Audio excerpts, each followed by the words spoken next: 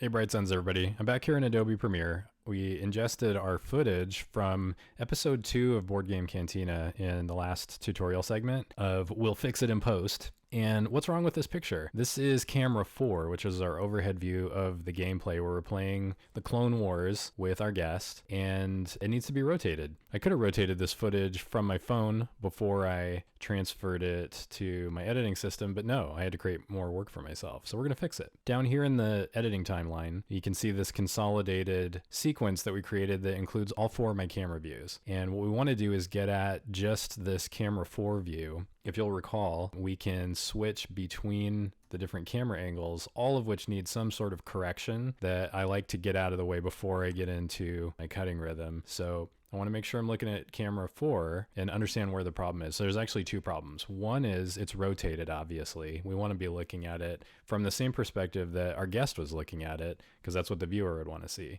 The second problem is, because of the way the camera is mounted looking down at the action, there's a little bit of parallax going on, and this will be more obvious after I rotate it. But essentially, if you look up here at the top edges of the table, it's wider than these bottom edges because of the angle that the phone was positioned at. And there's really no way to get that exactly right. Very easy to fix it in post with Adobe Premiere. So what I want to do is get at this clip, which is my camera 4. Over here in my Project Explorer, there's 2 sequences, and they're both called multicam discussion. This can be a little confusing when you first start using Premiere. This original one where all of these little timeline icons are lined up is like the original source version of that sequence. The second one where they appear to be a little bit offset from each other is the one I'm looking at here. And this is the one where I would actually go in and start cutting when I'm ready to do that. And I'll start taking out all the things that we don't want to see. But I want to open this one on my timeline, and that's where I can actually see the original clips that were brought into that sequence. So I right click on it and I'm going to pick Open in Timeline.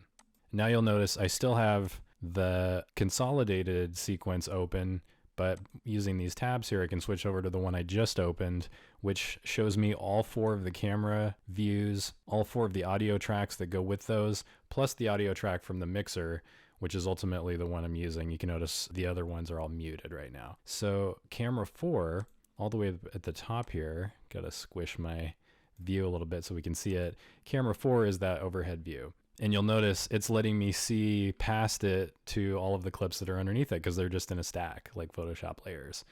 That's fine. We can just ignore that for now. So the first thing I want to do is rotate it 90 degrees clockwise. And I'm going to do that with a standard video effect. So what I want to see is my effect controls. That's usually a default tab that's open up here. So I'll click on that. If you don't see it, you can always go up to Window and click on it, and then it'll usually show up in this panel here, depending on which workspace layout you like to use. So one of the basic video controls is rotation. And this one, along with position and scale, are the ones I'm using the most when I'm messing with my shots to get them a little bit nicer looking for the show. So here in my rotation, I'm just going to click on it and I'm going to type 90 degrees, and that's rotated. Now I can see Aaron down here at the bottom of the screen. So now the audience is looking at the game board from the same perspective as our guest, which is what we're after.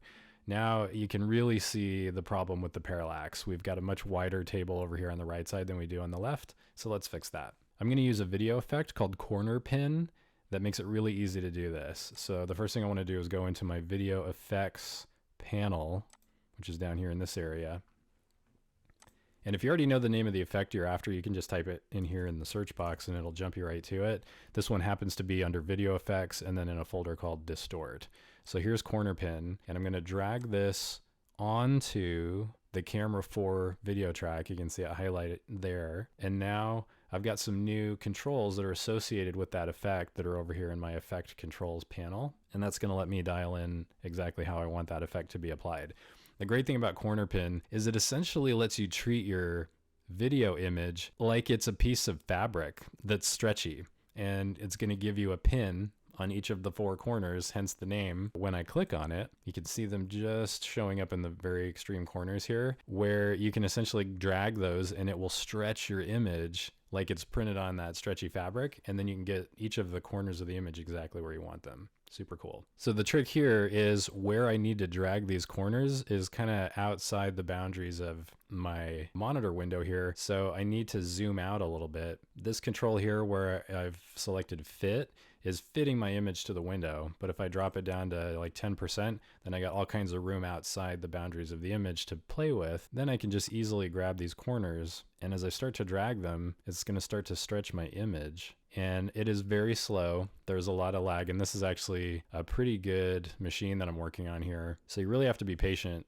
do small moves, wait for it to catch up to you, decide if you like where it landed, and then let go. Just a thing to practice with. From what I understand, this effect does not actually benefit from GPU acceleration if you have that turned on. So you may notice it's pretty laggy depending on what kind of hardware you're using. Gonna stretch that bottom right out a little bit more. Trying to preserve as much of the image as I can. So essentially, as soon as I'm seeing past the edge of the table, I'm trying to get that out of the frame. And let me do my last one here in the top right. There we go. Now let me flip my view back to the fit version of the window. Looks nice and straight.